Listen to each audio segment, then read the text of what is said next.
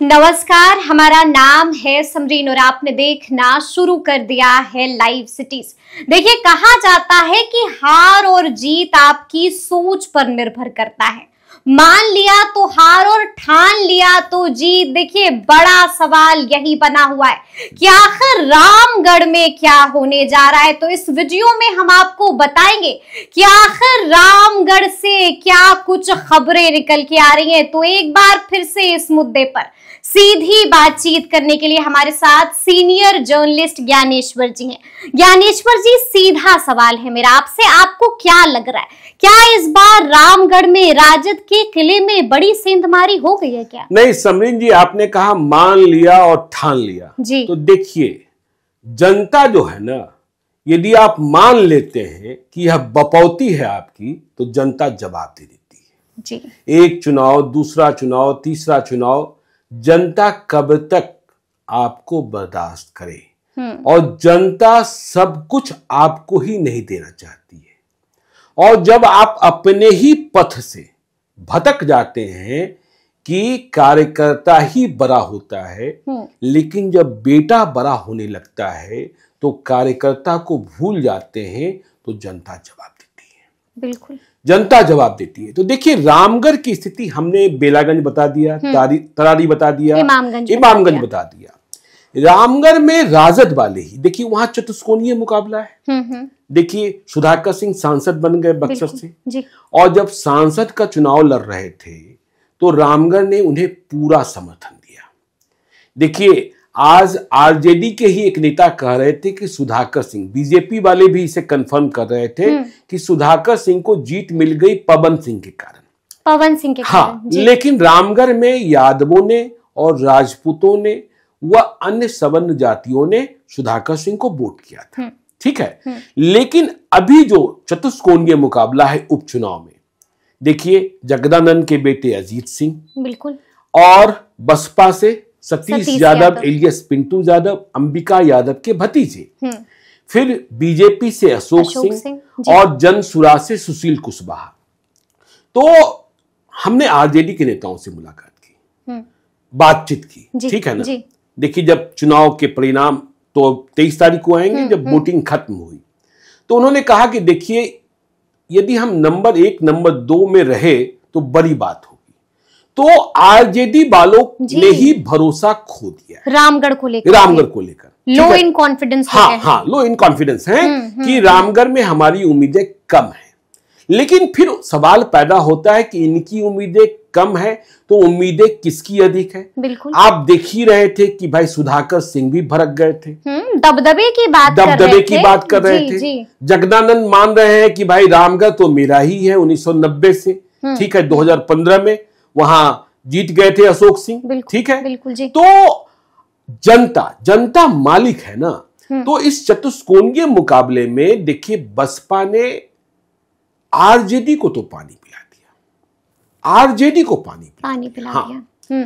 जो सतीश यादव एलियस पिंटू यादव है। अब आप कहेंगे कि आप कह रहे हैं आरजेडी को पानी पिला दिया, बीजेपी को पानी पिलाया कि नहीं पिलाया? जी जी जी। तो पहले समझिए आरजेडी को कैसे पानी पिलाया।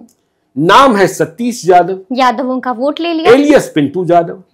यादवों ने वोट क्यों कर दिया भाई?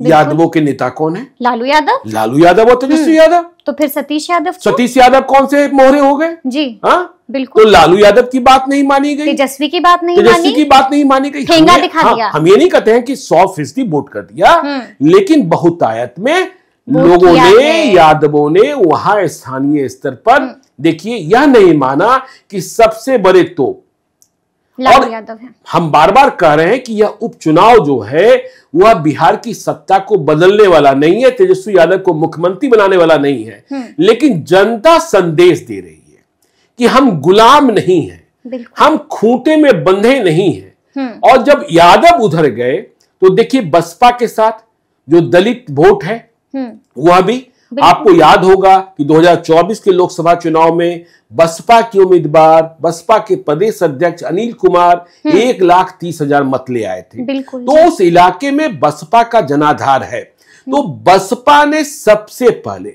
देखिए आरजेडी वाले ने जो कहा, लो इन कॉन्फिडेंस जो आपने कहा कि हम नंबर 1 नंबर 2 मतलब पर नहीं है, नहीं, नहीं है ये बात नहीं जी। मतलब नंबर 1 नंबर 2 हो जाए तो यह चौंकाने वाली बात होगी या चौंकाने वाली बात हो जाएगी। ठीक है ना जी। तो और प्रशांत किशोर कह रहे थे नंबर 3 नंबर 4 की बात कर रहे थे। बिल्कुल उन्होंने तो पहले ही बोल दिया था, उन्होंने पहले ही कर दिया था। तब मुझे भी आश्चर्य हो रहा था, लेकिन जिस तरीके का संघर्ष हुआ तो बसपा वहां बीजेपी के साथ लड़ती दिखाई पड़ी। अब देखिए आप कहेंगी कि भाई बीजेपी के उम्मीदवार अशोक सिंह भी राजपूत जी जी और जगदानंद के बेटे अजीत सिंह भी राजपूत। हाँ तो देखिए राजपूतों के बारे में यह कहा जाता है और कुशवाहा के बारे में यह कहा जाता है कि बहुत टैक्टिकल वोटिंग करते हैं और उन्हें अपनी जाति का उम्मीदवार पसंद है। तो अब देखिए राजपूतों को वहां तय करना था कि हम किस राजपूत के साथ चले। 2 राजपूत हैं, अशोक सिंह या अजीत सिंह। अजीत सिंह। तो देखिए राजपूत फिर बहुमत के साथ बहुतायत मतों के साथ वे अशोक सिंह के साथ चले हैं। आज जो वोटिंग के ट्रेंड से मालूम हुआ है मतलब राजपूतों का झुकाव बीजेपी की ओर।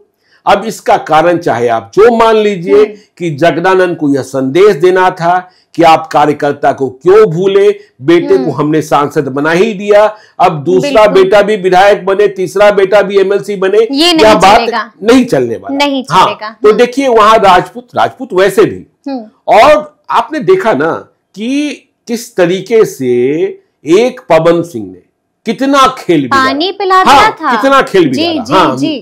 और राजपूतों को इस बात का भी मलाल रहा। देखिए जब हम रामगढ़ से फीडबैक ले रहे थे कि औरंगाबाद में हमारा उम्मीदवार हार गया, चित्तौड़गढ़ बिल्कुल सुशील कुमार सिंह हार गए। देखिए उनके खिलाफ एंटी इनकम्बेंसी थी, लेकिन बिहार के राजपूत या यूं कहें कि देश के राजपूत जो यह मानते हैं कि औरंगाबाद चित्तौड़गढ़ है, 1952 से वहां कोई गैर राजपूत चुनाव जीता ही नहीं था, तो यहां हार मिली। तो इसका भी संदेशा आरके सिंह हार गए, आरके सिंह हार गए, तो उपेंद्र कुशवाहा हार गए। नहीं उपेंद्र कुशवाहा की बात छोड़ दीजिए, अभी हम राजपूतों की बात कर रहे हैं। पवन सिंह हार गए। तो यह जो है ना तो राजपूतों की गोलबंदी और इसका नुकसान देखिए आरजेडी को हुआ। तो आरजेडी से यादव वोट किसका, राजपूत उम्मीदवार होने के कारण राजपूत के भी अधिक मत नहीं मिले। तो मुसलमान बचे। देखिए आरजेडी का आधार वोट क्या है, एमवाई। तो देखिए अब हम यह नहीं कह सकते हैं कि वहां मुसलमान जो है वह 100%, क्योंकि मुसलमानों ने इस उपचुनाव में खेला है, इस उपचुनाव में खेला है। बेलागंज में क्या खेल दिया है। हाँ नहीं चुप होकर नहीं, जवाब भी दे दिया ना। देखिए आरजेडी वालों ने तो बेलागंज में उसामा साहब को उतार दिया। भाई साहबुद्दीन के बेटे की लॉन्चिंग हो गई, साहबुद्दीन के फैमिली से रिश्ते सुधर गए, थप्पड़ कांड भी हो गया। और जब कभी थप्पड़ कांड होता है ना तो देखिए जिसे आप पीटते हैं ना उसके प्रति लोगों की सहानुभूति हो जाती है, यदि संख्या कम भी हो। देखिए हमेशा पिटाई कौन खाता है, जो कम बलवान होता है, लेकिन उसके साथ लोगों की सहानुभूति अधिक बढ़ जाती है, इमोशनल कार्ड चल जाता है। इमोशनल कार्ड चल जाता है। हम बार बार कहते हैं कि साहबुद्दीन का एक थप्पड़ ओम प्रकाश यादव को सांसद बना दिया था। और 2009 में सिवान में जो खूंटा उखड़ा वह खूंटा आरजेडी का फिर से नहीं लगता, या साहबुद्दीन फैमिली का वहां लग ही नहीं पा रहा है। तो यहां लड़ाई बसपा और बीजेपी के बीच दिखाई पड़ रही है। तीसरे और चौथे नंबर के लिए देखिए मेरा मानना है कि तीसरे नंबर पर हो सकते हैं कि जगदानंद के बेटे भी रहे, लेकिन हमने कहा सुशील कुशवाहा जनसुराज का प्रचार, जनसुराज की कैंपेनिंग, और सुशील कुशवाहा भी पहले बसपा से लड़े हैं। बिल्कुल। और उन्होंने अच्छा खासा मत प्राप्त किया था। बिल्कुल। तो सुशील कुशवाहा के साथ कुशवाहा कितने गए यह देखने की बात होगी। और रामगढ़ में देखिए जगदानंद सिंह ने तो यह सोचकर प्रशांत किशोर पांडे कहा था कि इसके कारण तमाम पिछड़े गोलबंद हो जाएंगे बिहार भर के। बिल्कुल जी। उन्होंने पूरे बिहार का परिदृश्य देख लिया था कि भाई प्रशांत किशोर पांडे कह देंगे तो राजद की जो नीति है, राजद की जो रणनीति है, राजद का जो आधार वोट है वह बढ़ जाएगा। लेकिन रामगढ़ में उपचुनाव और वहां ब्राह्मण भी बिल्कुल। तो ब्राह्मण देखिए अब ब्राह्मणों ने क्या किया इसको भी समझना होगा क्या जगदानंद को हराने के लिए, जगदानंद के बेटे को हराने के लिए वे बीजेपी के साथ चले गए? देखिए, बीएसपी के साथ नहीं गए हैं, या फिर प्रशांत किशोर को प्रशांत किशोर पांडे मानकर सुशील कुशवाहा के साथ चले गए। हाँ, तो देखिए, जनसुराज की टीम भी जान रही थी कि हम इमामगंज और बेलागंज में ज्यादा मजबूत हैं और तरारी में सबसे कमजोर है, लेकिन रामगढ़ में लड़ाई लड़ी गई है और मुझे लगता है कि सुशील कुशवाहा यदि चुनाव हारेंगे भी, लेकिन उन्हें मत मिलेगा। और हर जगह चुप्पा वोटर अब समझिए सिर्फ नीतीश कुमार का नहीं रहा, अब चुप्पा वोटर जिसे चुप्पा वोटर और बौद्धिक वोटर, जिन्हें जिंदगी में कुछ हासिल करने की तमन्ना है, जिन्हें यह बात समझ में आ रही है कि मेरे बच्चे की स्थिति क्या है, मेरे बच्चों के लिए स्कूल क्यों अच्छे नहीं है, हमारे बच्चों के कपड़े क्यों नहीं ठीक हैं, हमारे बच्चों के पैर में चप्पल क्यों नहीं है, और वह जो कर रहे हैं करेंगे नहीं करेंगे इस बात को कौन जानता है। जिनको इस बात की भी नाराजगी है कि हमेशा नेता का बेटा ही नेता क्यों बने, हमारे बेटे की बारी कब आएगी? ठीक है, देखिए नेता का बेटा नेता बने, लेकिन हमारा बेटा कुछ भी ना बने, कुछ तो बने। और एक बात कही गई है ना कि चाहे आप नून रोटी खा लीजिए, पढ़ाइए जरूर, बिल्कुल पढ़ाइए जरूर, ठीक है ना। तो नून रोटी खाने वाले भाई, आप नून रोटी खाकर भी यदि बच्चे को पढ़ा दिए, और बच्चे को पढ़ाने के लिए क्या चाहिए? अच्छे स्कूल चाहिए, बिल्कुल चाहिए। अच्छे स्कूल की बात कोई कर ही नहीं रहा है। प्रशांत किशोर ने हल्ला करना शुरू किया है, प्रशांत किशोर करेंगे नहीं करेंगे, कई लोग कह रहे हैं अरविंद केजरीवाल बन जाएंगे, लेकिन अरविंद केजरीवाल ने वहां के सरकारी स्कूलों को सुधारा है, रोल मॉडल बन गया है। तो रामगढ़ में लो इन कॉन्फिडेंस में आरजेडी है, और यह सीट आरजेडी के हाथ से निकल सकती है, क्योंकि 2020 में यहां से सुधाकर सिंह चुनाव जीते थे, और यह बड़ा धक्का होगा। आपको हम यह भी बता दें भीतर की बात, आरजेडी के भीतर भी ऐसे कई लोग हैं जो मने मन चाह रहे थे कि सीट पर खेला हो जाए, इस सीट पर खेला हो जाए। अजीत सिंह को कहां जानते हैं लोग? अजीत सिंह तो जगदानंद सिंह को मजा चखा दिया जाए। अब देखिए ना, वहां तेजस्वी यादव का कार्यक्रम शहरी क्षेत्र में लगा दिया गया। बिल्कुल। तेजस्वी यादव को शहरी क्षेत्र में वोटर कहां मिलते हैं? तेजस्वी यादव के वोटर तो ग्रामीण क्षेत्र में होते हैं। तो ये रणनीतिक भूल भी, और आपने यह भी देखा था, आप ही डिकोड की थी कि जो मीडिया स्ट्रेटजी की टीम थी, बाकी टीमें थी जो लोकसभा चुनाव में सुधाकर सिंह के लिए काम कर रही थी, वह टीम यहाँ काम कर रही है अशोक सिंह के लिए। और देखिए, रामगढ़, सासाराम, बक्सर, ये सारे इलाके जो है ना, ये सारे इलाके यूपी से भी कनेक्ट होते हैं, बिल्कुल। तो इसका प्रभाव भी पड़ता है। इसलिए देखिए, रामगढ़ में असली लड़ाई बसपा बनाम बीजेपी की है। अब जितना अधिक मत ले आते हैं, उससे भविष्य की संभावना है। और यदि अजीत सिंह हारे तो 2025 में वहां आरजेडी नए उम्मीदवार की तलाश करेगा, यह बात भी पक्की है। ये बात भी पक्की है। और आप ये भी कह रहे हैं कि सुधाकर सिंह ने जो विवादित बयान दिया था, उसका भी नुकसान झेलना पड़ा। जब भी आप गुस्से में कोई बात करते हैं ना, हमने कहा जनता मालिक है, बिल्कुल। जनता को आप डराइएगा, धमकाइएगा, वो जमाना चला गया, ये नहीं चल वो। और देखिए, सुधाकर सिंह बाहुबली नहीं ना है। सुधाकर सिंह देखिए उस तरीके के नहीं जिस तरीके के भाई सुनील पांडे हैं, बिल्कुल, सुरेंद्र यादव हैं, अनंत सिंह हैं।